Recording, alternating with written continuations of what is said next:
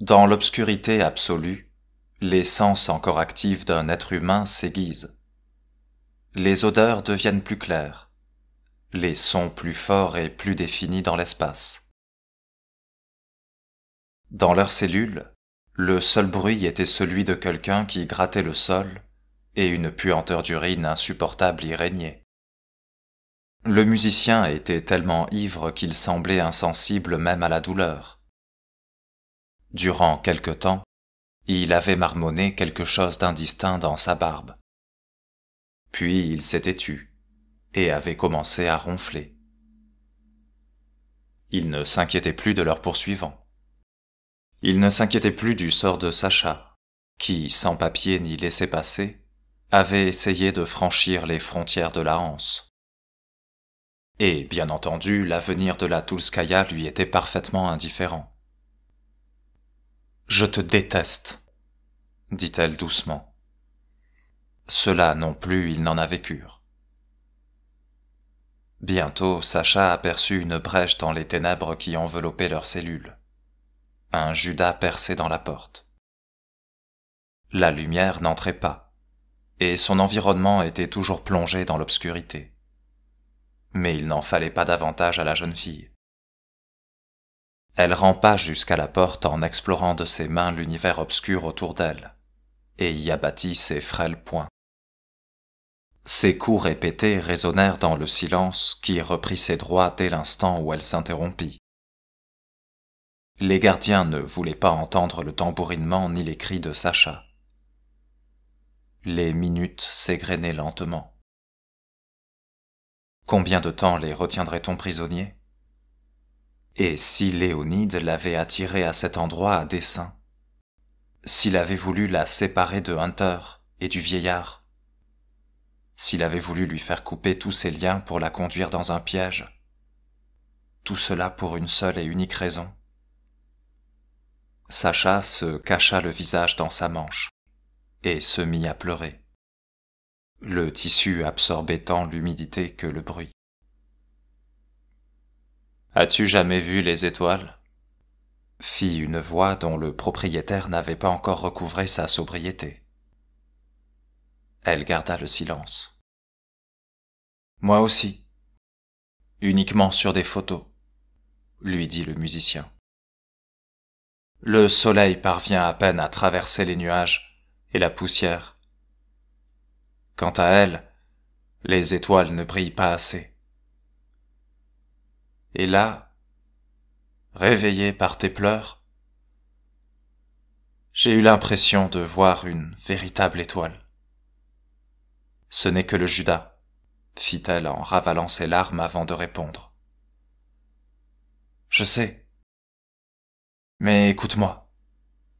Léonide toussa. Quelqu'un nous observait bien depuis les cieux, à l'époque. Avec un bon millier d'yeux, non? Pourquoi nous a-t-il tourné le dos? Il n'y a jamais eu personne là-haut, lâcha Sacha en secouant la tête. J'ai toujours voulu croire qu'il y avait quelqu'un pour nous surveiller, dit pensivement le musicien. Même dans cette cellule, personne ne s'intéresse à nous. Les yeux de la jeune fille se gonflèrent à nouveau de larmes. C'est toi qui as tout organisé, hein? Pour que nous arrivions en retard. Elle fit pleuvoir une nouvelle salve de coups sur la porte. Si tu penses qu'il n'y a personne, pourquoi frappes-tu? Demanda Léonide. Tu te fiches bien de tous les malades qui y passent. C'est l'impression que je donne, c'est ça? C'est triste, dit-il dans un soupir. Toi non plus tu n'es pas intéressé par le sort des malades. Tu crains que ton amoureux ne soit condamné s'il met en application son plan d'extermination. Et comme il n'y a pas de médicaments, c'est faux. Sacha se retenait à peine de ne pas frapper le musicien. Oh, la menteuse, lâcha-t-il d'une voix de fausset. Une taquinerie de cour d'école. Qu'a-t-il de si spécial? Sacha n'avait pas envie de se lancer dans des explications. Elle ne voulait même plus lui adresser la parole. Mais elle ne put se contenir. Il a besoin de moi, réellement besoin. Sans moi, il court à sa perte. Alors que toi, tu n'as simplement personne avec qui jouer. D'accord, admettons qu'il ait besoin de toi. Pas indispensable, mais il y a des choses qui ne se refusent pas. Mais toi, qu'est-ce que tu lui trouves à cet infirmier des bois? Tu as un faible pour les scélérats? Ou alors est-ce que tu cherches à sauver une âme perdue? Sacha ne répondit pas, blessé que le musicien pût lire ses sentiments à livre ouvert. Peut-être n'avait-il rien de si extraordinaire après tout. Ou était-ce son incapacité à les dissimuler? Cette sensation subtile et intangible qu'elle n'arrivait pas à formuler avait dans sa bouche des accents de banalité, voire de vulgarité. « Je te déteste !» finit-elle par articuler. « Oh, ce n'est rien. Moi-même je ne m'estime pas beaucoup, » répliqua Léonide. Sacha s'assit. Des larmes de colère puis d'impuissance inondèrent ses yeux. Tant que l'issue de la situation dépendait d'elle, elle ne comptait pas capituler. Mais dans cette cellule aveugle, avec un compagnon du même tonneau, elle avait peu de chance d'être entendue. Crier était inutile, tout comme cogner à la porte. Elle n'avait personne auprès de qui plaider sa cause. Tout cela ne servait plus à rien. Soudain, devant ses yeux apparut un tableau. De hauts immeubles, un ciel vert, des nuages, des gens riant aux éclats. Et les larmes sur ses joues devinrent les gouttes de cette pluie estivale dont lui avait parlé le vieil homme. Une seconde plus tard, le mirage avait disparu, ne laissant derrière lui qu'une ambiance légère et magique. « Je veux un miracle », dit Sacha d'un ton obstiné en s'adressant à elle-même, se mordant la lèvre inférieure.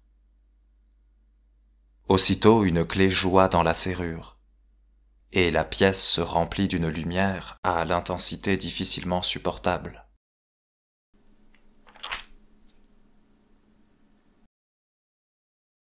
À l'instar des faisceaux de lumière blanche des lampes à mercure, une aura bienveillante de sérénité et de prospérité se répandait dans les tunnels à des dizaines de mètres de l'entrée de la capitale sacrée du métro, tombeau de marbre de la civilisation.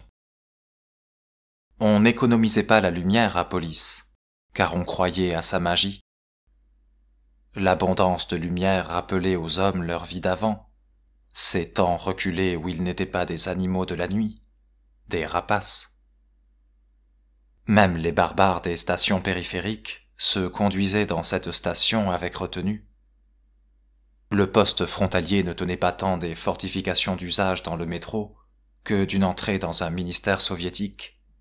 Une table, une chaise, 2 officiers dans des uniformes impeccables et un képi sur la tête. On y vérifiait les papiers et les effets personnels. Le vieillard sortit son passeport de sa poche. Les visas n'étaient plus nécessaires. L'entrée ne poserait aucun problème. Après avoir tendu au factionnaire son petit livret vert, il regarda le brigadier. Celui-ci était tellement plongé dans ses pensées qu'il ne semblait pas avoir entendu la requête du douanier. Omer se demanda soudain s'il possédait un passeport. Sans quoi, comment comptait-il franchir ce barrage? « Je vous le répète pour la dernière fois. » L'officier venait de poser sa main sur son holster. « Présentez vos papiers ou quittez immédiatement le territoire de police. » Omer était convaincu que Hunter n'avait pas compris et n'avait réagi qu'au mouvement de la main du factionnaire.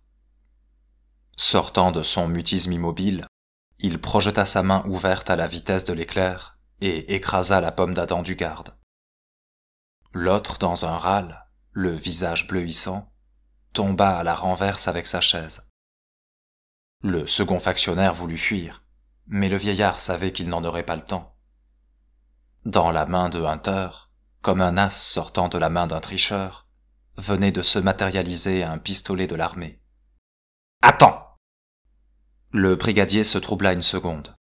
Le temps pour le fuyard de gagner le quai et de rouler hors d'atteinte des balles. « Laisse-les. Nous devons aller à la Toulskaya. Tu le dois. Tu m'as demandé de te le rappeler. Attends. » Le vieillard haletait en cherchant ses mots. « La Toulskaya, » dit Hunter d'une voix creuse. « Oui. Je vais me retenir jusqu'à la Toulskaya. Tu as raison. » Il s'assit lourdement sur la table, posa son arme à côté de lui et baissa la tête. Saisissant cette opportunité, Homer leva les bras et courut vers la station à la rencontre des gardes, armés, qui sortaient de derrière les colonnades. « Ne tirez pas! Il se rend! Ne tirez pas! Au nom de tout ce qu'il y a de plus sacré !»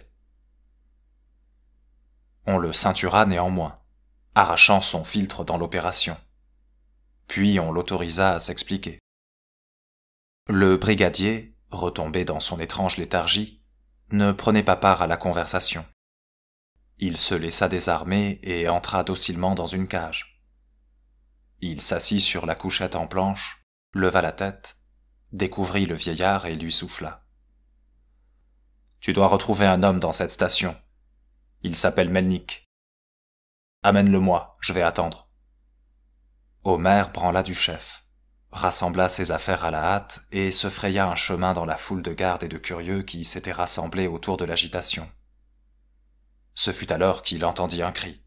« Homer !» Il se figea, abasourdi. Jamais Hunter ne l'avait appelé par son nom. Il revint vers les armatures métalliques soudées en un semblant de cage, et posa un regard interrogateur sur le brigadier, qui enlaçait son torse de ses bras immenses. L'autre lâcha d'une voix sourde et morte. « Fais vite !» La porte s'ouvrit, et un soldat, le même qui quelques heures plus tôt avait frappé le musicien au visage, regarda craintivement dans la cellule. D'un coup, il fut propulsé à l'intérieur, manquant de s'étaler de tout son long. Il se redressa et se retourna. Dans l'embrasure de la porte se tenait un militaire, sec, portant des lunettes. Les pattes d'épaule de sa chemise étaient parsemées d'étoiles. Ses rares cheveux châtains, soigneusement lissés en arrière. « Allez, vermine. »« Je... » bafouilla le garde-frontière. « Ne sois pas timide. » l'encouragea l'officier. Je vous présente mes excuses pour mes actes. Et vous... Je ne peux pas. Plus 10 jours de trou. Frappe-moi, dit le soldat à Léonide en regardant ailleurs. Ah! Albert Mikhailovitch. Le musicien sourit à l'officier tout en s'étirant. J'ai failli vous attendre. Bonsoir. Les coins des lèvres de l'officier s'incurvèrent légèrement. Je suis venu rétablir le droit. Désirez-vous vous venger? Je dois préserver mes mains, fit le musicien en se levant. Je pense que vous le punirez vous-même.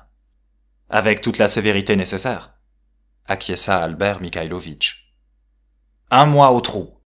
Et, bien entendu, je joins mes excuses à celles de cet imbécile. Enfin, vous n'y êtes pas pour grand-chose, dit Léonide en frottant sa pommette tuméfiée. Cela restera bien entendu entre nous. La voix de l'officier s'érailla, trahissant sa tension. Je transporte de la contrebande, voyez-vous, fit le musicien avec un mouvement de tête en direction de Sacha. Pourriez-vous envisager une entorse au règlement? Je vais faire le nécessaire, promit Albert Mikhailovitch. Le garde-frontière fautif fut abandonné dans leur cellule. Une fois la porte verrouillée, l'officier les précéda dans le couloir étroit. « Je ne vais pas plus loin avec toi, » dit Sacha au musicien d'une voix forte. « Et si je te dis que nous allons réellement à la cité d'Emeraude ?» lui chuchota-t-il après quelques instants d'hésitation. « Et si je te dis que j'en savais davantage là-dessus que ton grand-père? Que je l'ai vu de mes yeux, et pas seulement vu? Si je te dis que j'y suis déjà allé, et pas seulement en touriste, tu mens. Et que ce n'est pas pour rien que ce type, Le musicien fit un signe de tête en direction de l'officier qui ouvrait la marche. « Me lèche les bottes !» Il sait d'où je viens. Il le sait et il le craint.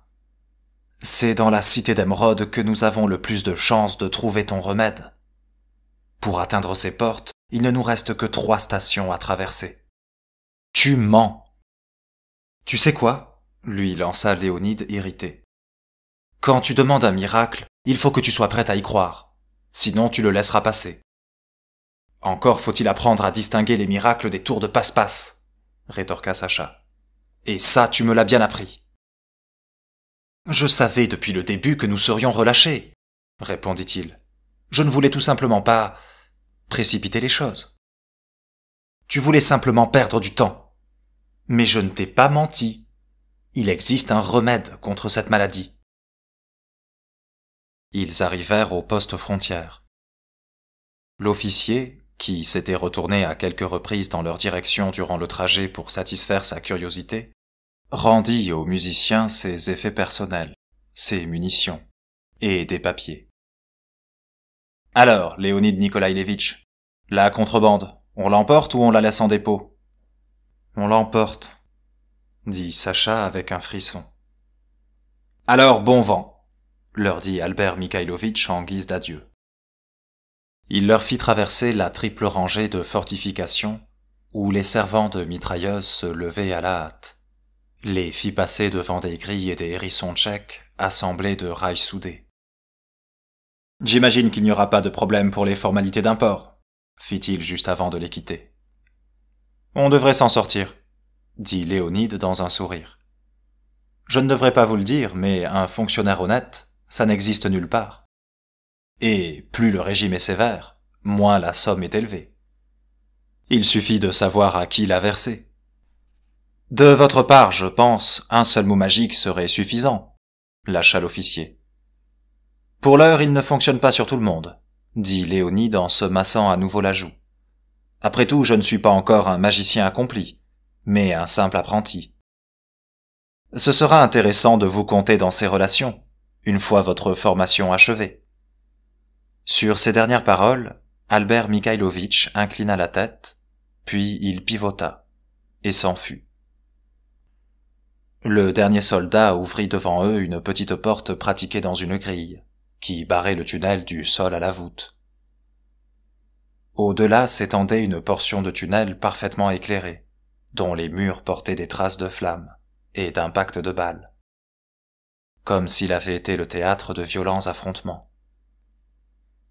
Au fond, on apercevait d'autres lignes de défense, et de grands étendards qui descendaient du plafond jusqu'au sol. À leur seule vue, le cœur de Sacha s'emballa. « À qui appartient ce poste frontière ?» demanda-t-elle au musicien en s'arrêtant brusquement. « Comment ça, à qui ?» fit-il en la regardant, surpris. « À la ligne rouge, bien entendu. »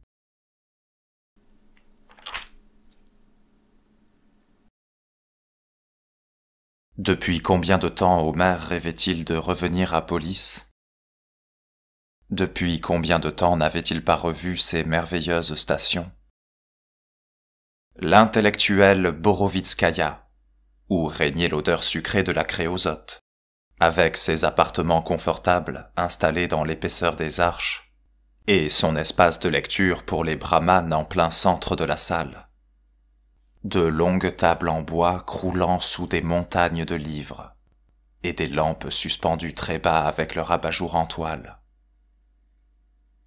La station reproduisait avec une étonnante précision l'ambiance de ces cuisines, où l'on refaisait le monde durant les années de crise, et celles qui avaient précédé la guerre.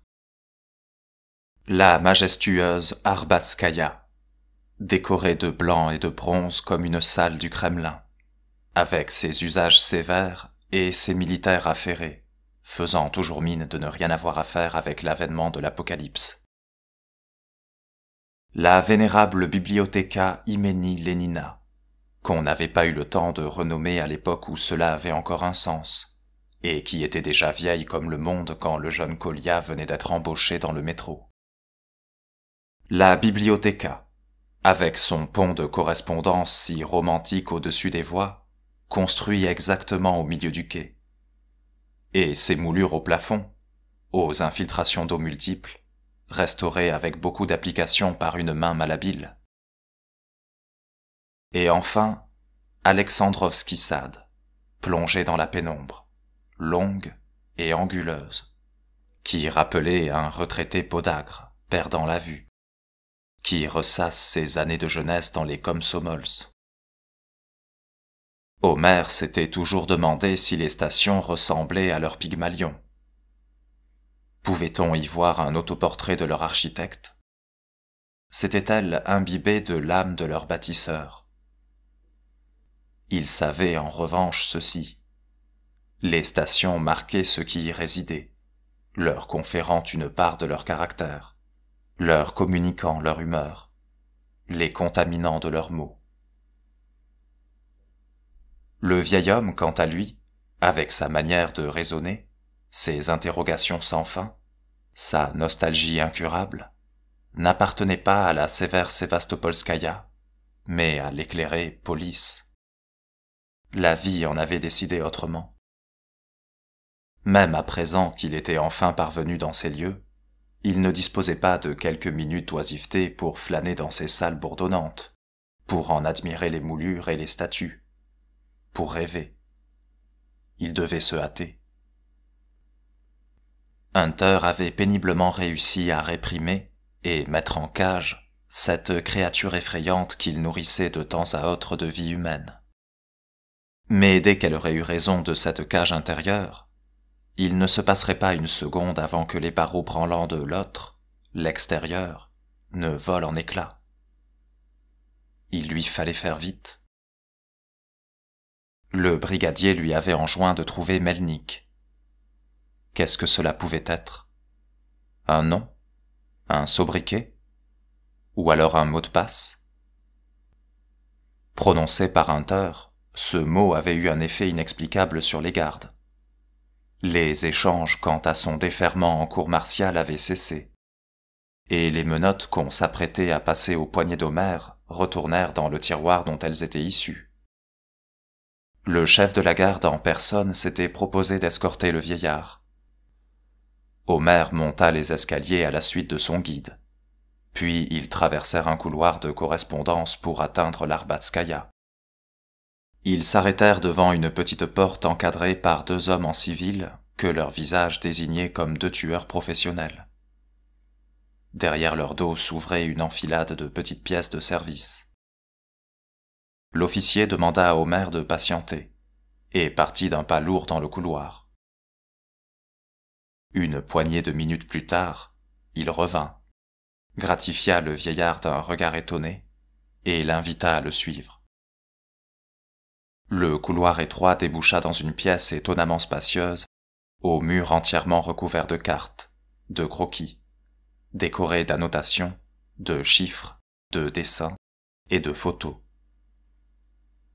Derrière une table massive en chêne trônait un homme émacié d'un certain âge, à la carrure si large qu'il donnait l'impression de porter des épaulettes. D'une veste posée sur ses épaules, seul dépassait son bras gauche. Et en l'observant davantage, le vieillard en comprit la raison. Le droit était presque entièrement sectionné. Le maître des lieux devait avoir une taille cyclopéenne, car ses yeux arrivaient à la hauteur de ceux d'Homer, qui se tenait pourtant debout. « Merci. » L'homme congédia l'officier des gardes qui, avec grand regret, referma la porte derrière lui. « Qui êtes-vous » reprit-il. « Nikolaï Ivanovitch Nikolaïev » balbutia le vieillard décontenancé. « Arrêtez votre petit numéro. Si vous venez me voir pour me dire que vous accompagnez un de mes amis les plus proches que j'ai enterré voilà 1 an, vous devez avoir une raison. Qui êtes-vous ? » « Personne, » répondit Homer. « Mais ce n'est pas de moi qu'il s'agit. Il est vivant, je vous assure.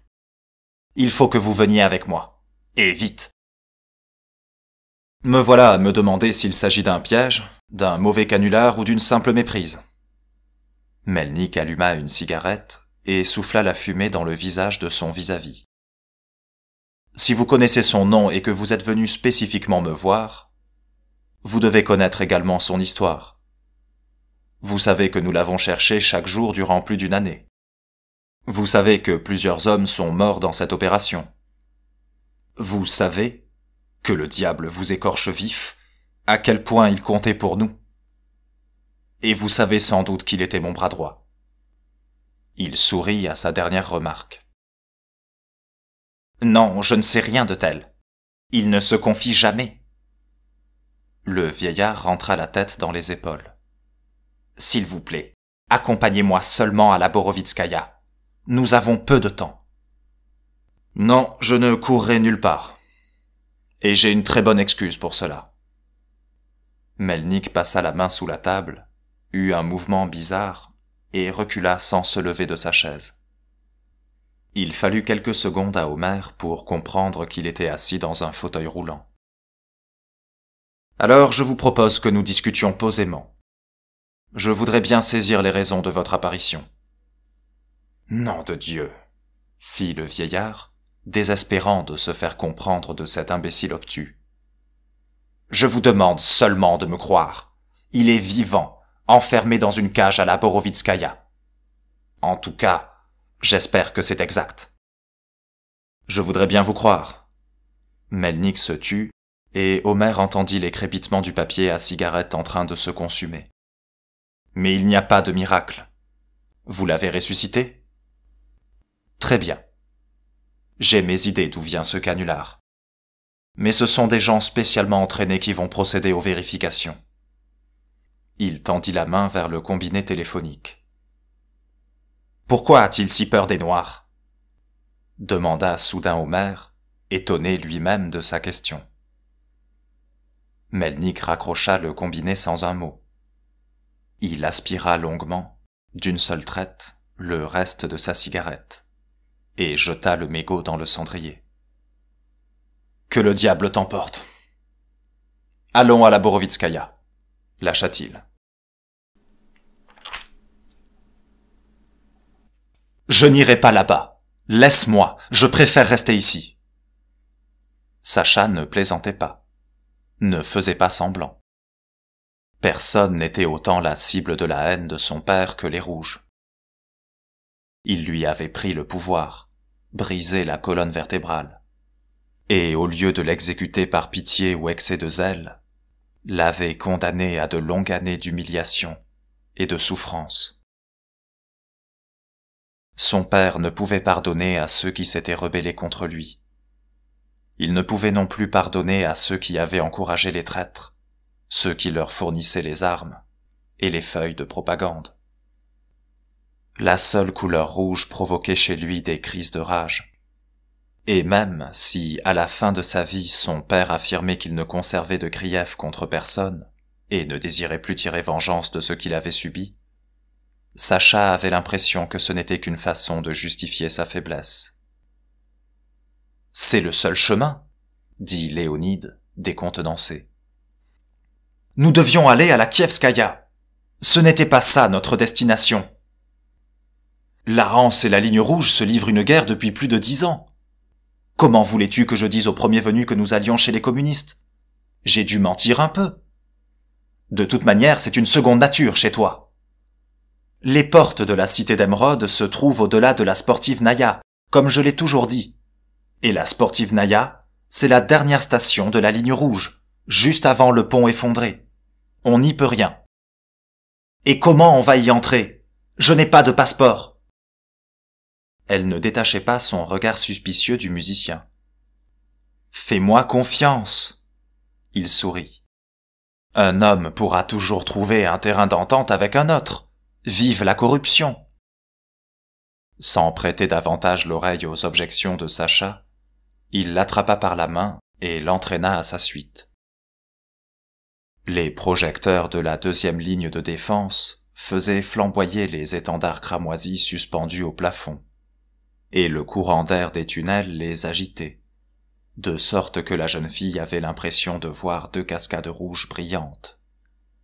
Était-ce un signe?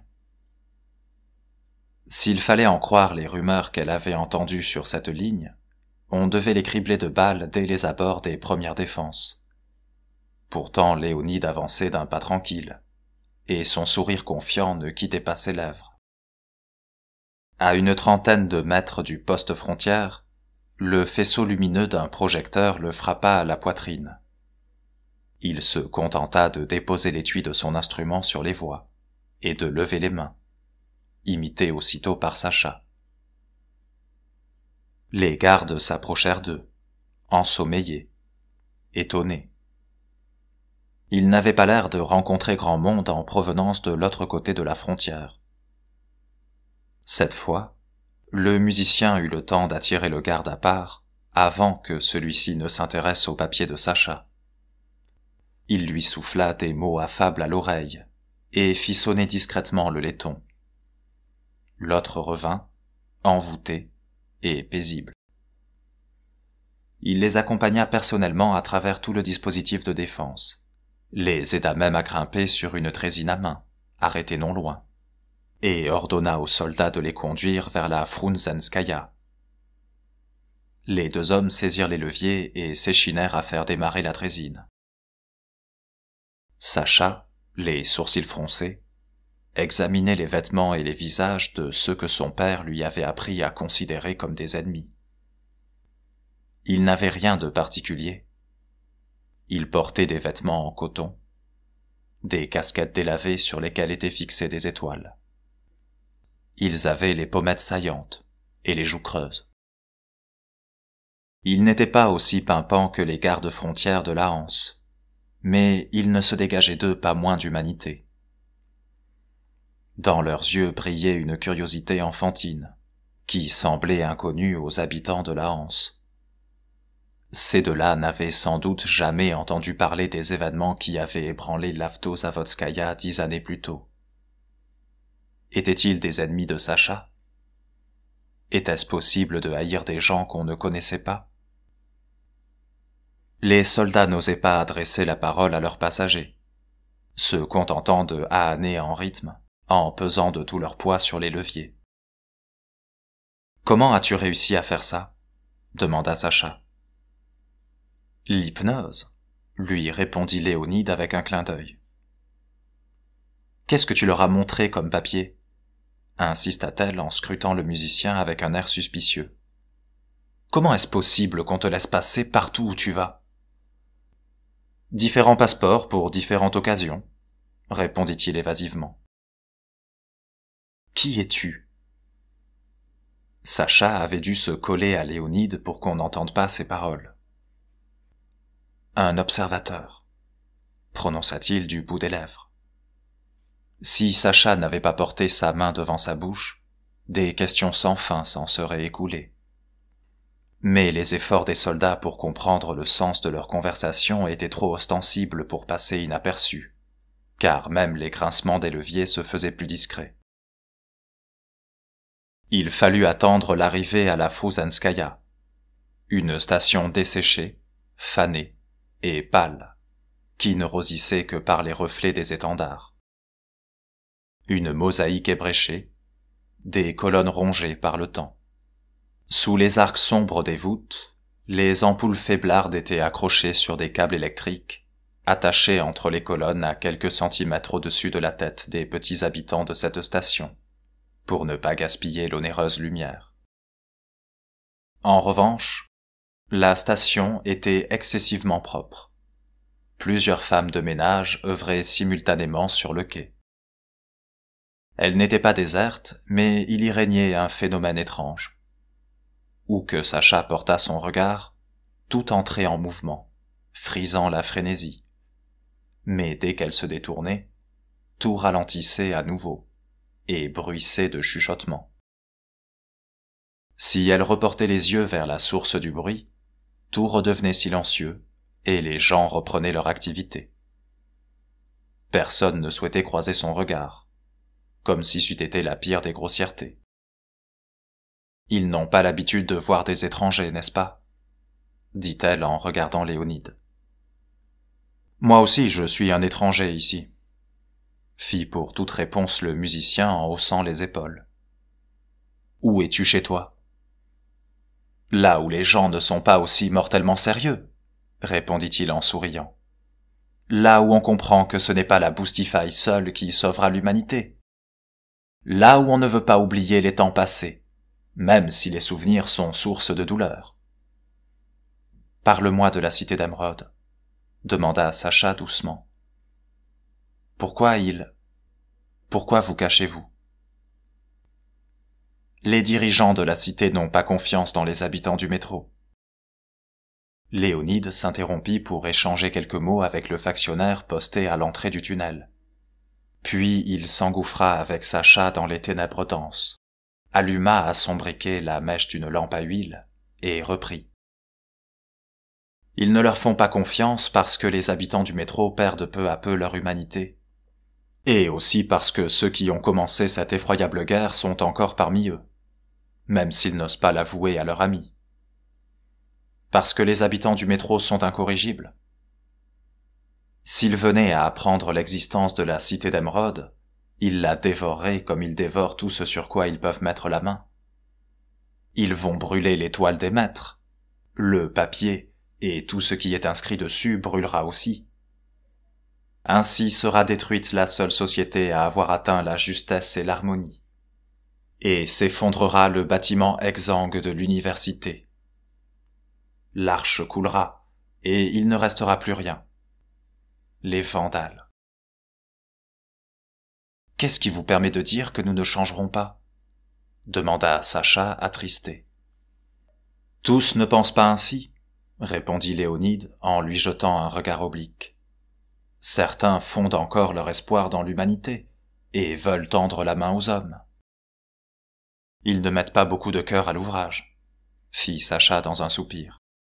Si même mon vieillard n'en a pas entendu parler. En revanche, certains ont eu l'occasion de les entendre en personne, lâcha-t-il d'un air entendu. Tu parles de la musique? Hasarda Sacha, devinant ce qui allait suivre. Tu es l'un de ceux qui espèrent nous changer? Comment? Par l'addiction au beau, fit le musicien sur le ton de la plaisanterie.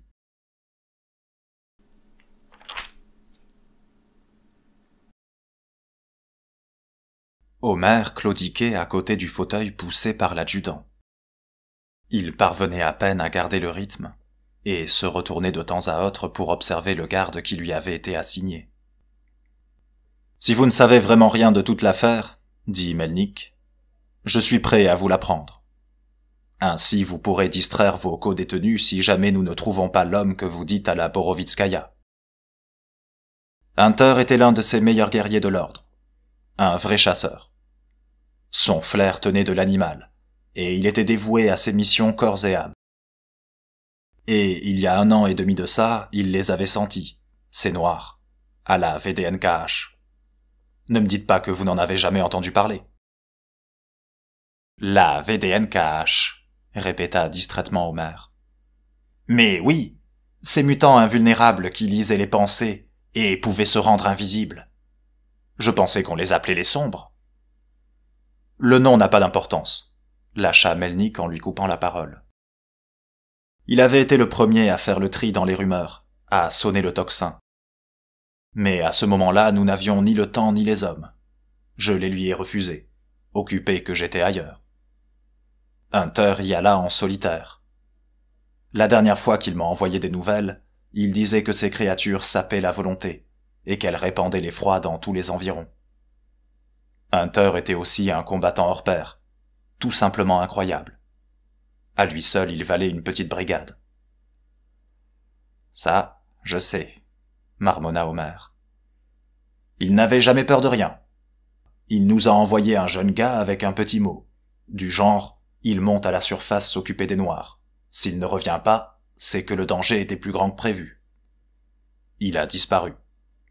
Il est mort. Nous avons nos propres réseaux d'information. Tout homme en vie doit faire un rapport 1 fois par semaine. C'est obligatoire. Quant à Hunter, voilà plus d'1 an qu'il garde le silence. Et les Noirs? On les a repassés à coups de missiles Smerch. Depuis ce temps, on n'en a plus entendu parler, fit Melnik en ricanant. Pas un appel, ni une carte de vœux. Toutes les sorties de la VDNKH avaient été scellées. La vie y est revenue à la normale. Le jeune gars, lui, a seulement perdu la raison. Mais pour ce que j'en sais, il s'en est sorti.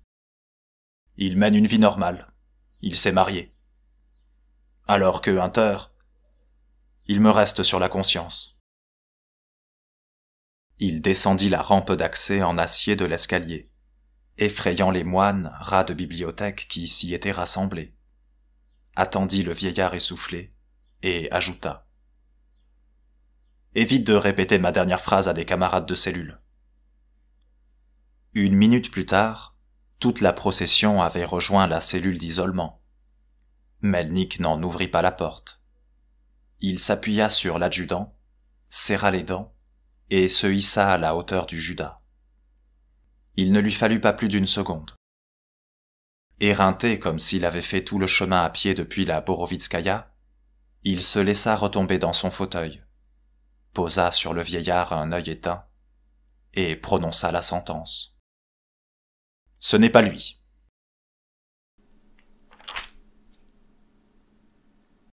Je ne crois pas que ma musique m'appartienne, dit le musicien soudain sérieux. Je ne comprends pas d'où elle me vient. J'ai l'impression de n'être qu'un vecteur, un simple instrument. De la même manière que j'approche la flûte de mes lèvres quand je veux jouer, quelqu'un m'approche de ses lèvres, et ainsi naît la mélodie. L'inspiration, chuchota Sacha. Tu peux l'appeler ainsi? Quel que soit le nom, cela ne m'appartient pas. Cela vient d'ailleurs, et je n'ai pas le droit de le garder en moi. Cela voyage à travers les gens. Quand je commence à jouer, je vois tous ces gens affluer vers moi, les riches et les indigents, ceux couverts d'escarres et ceux brillants de graisse, les méchants, les laids et les sublimes. Tous, la musique leur fait quelque chose, ce quelque chose qui les accorde à l'unisson. Je suis une sorte de diapason. Je peux tous les unir en harmonie, même pour quelques instants. Et ils vont résonner avec tant de pureté. Ils vont chanter. Comment expliquer cela? Tu expliques très bien, dit Sacha, pensive. C'est ce que j'ai ressenti moi aussi. Je dois semer cela en eux, ajouta Léonide. Chez les uns, cela mourra. Chez d'autres, cela prendra racine. Je ne sauve personne. Je ne suis pas tout-puissant. Et pourquoi les autres habitants de la cité ne veulent-ils pas nous venir en aide? Pourquoi as-tu peur d'avouer que tu le fais toi-même? Il se tut et ne souffla mot jusqu'à ce que le tunnel débouche dans la station Sportivnaya, tout aussi pâle et pleine d'un triomphe tendu, et triste autant que la précédente, mais aussi basse, étroite, comme des bandages sur la tête, et lourde. La station sentait la fumée et la sueur, la misère et l'orgueil. Un mouchard devint aussitôt l'ombre de Sacha et Léonide. Il les suivait à exactement 10 pas, partout où ils allaient. La jeune fille voulait quitter la station tout de suite, mais le musicien l'arrêta. On ne peut pas y aller maintenant. Il va falloir attendre. Il trouva refuge sur un banc de pierre et fit jouer les fermetures de son étui. Pourquoi? Les portes ne peuvent s'ouvrir qu'à des heures bien précises, fit Léonide en fuyant son regard. Quand? Sacha trouva des yeux un cadran. Si l'heure était exacte, il restait moins de la moitié du temps qui lui avait été imparti. Je te le dirai. Tu cherches à gagner du temps encore une fois, lança-t-elle en fronçant les sourcils, et elle s'éloigna de lui. Tu vas et viens entre les promesses d'aide et les tentatives de me retarder. Oui, dit-il, se décidant enfin à la regarder en face. J'essaie de te retenir. Pourquoi? Au nom de quoi? Je ne joue pas avec toi. Crois-moi. J'aurais trouvé avec qui jouer et peu de personnes auraient refusé. Je pense que je suis tombé amoureux. C'est incroyable la manière dont ça sonne de travers. Tu penses? Tu ne le penses même pas, tu le dis, c'est tout. Il y a un moyen de différencier l'amour du jeu, dit-il avec sérieux. Quand tu mens à quelqu'un pour l'obtenir, c'est de l'amour? Le véritable amour brise toute ta vie, sans se soucier des circonstances, alors que le jeu peut dépendre d'elle. Pour moi, c'est plus simple, lâcha Sacha sans le quitter des yeux. Je n'ai jamais eu de vie. Conduis-moi aux portes. Léonide fixa la jeune fille, s'adossa à une colonne et croisa ses bras sur son torse. À plusieurs reprises, il prit de profondes inspirations, comme s'il allait lui répliquer vertement. Mais à chaque fois, il relâchait l'air sans avoir parlé. Puis son visage se referma. Il s'assombrit et avoua. « Je ne peux pas y aller avec toi. Ils ne me laisseront pas entrer. »« Qu'est-ce que ça veut dire ?» lui demanda Sacha, méfiante. « Je ne peux pas retourner dans l'arche. J'en ai été chassé. »« Chassé? Pour quelle raison ? » ?»« À cause d'une affaire. » Il lui tourna le dos, et même si elle n'était qu'à un pas derrière lui, Sacha peinait à entendre toutes ses phrases, tellement il parlait faiblement. « Un homme m'a offensé. C'était un magasinier de bibliothèque. Il m'a rabaissé devant des témoins. Cette nuit-là, je me suis enivré et j'ai brûlé la bibliothèque. Le magasinier a péri avec toute sa famille. Dommage que nous n'appliquions pas la peine capitale. Je l'ai bien mérité. Au lieu de cela, on m'a chassé, à vie. Il n'y a pas de chemin de retour.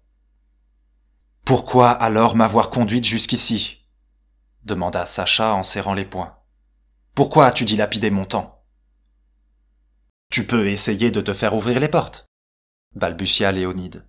« Dans un tunnel latéral, à une vingtaine de mètres des vantaux, tu trouveras une marque à la peinture blanche. À l'aplomb de celle-ci, au niveau du sol, il y a une sorte de petit capot en caoutchouc sous lequel il y a une sonnette. Il faut appuyer 3 fois brièvement, 3 fois longuement, et encore 3 fois brièvement.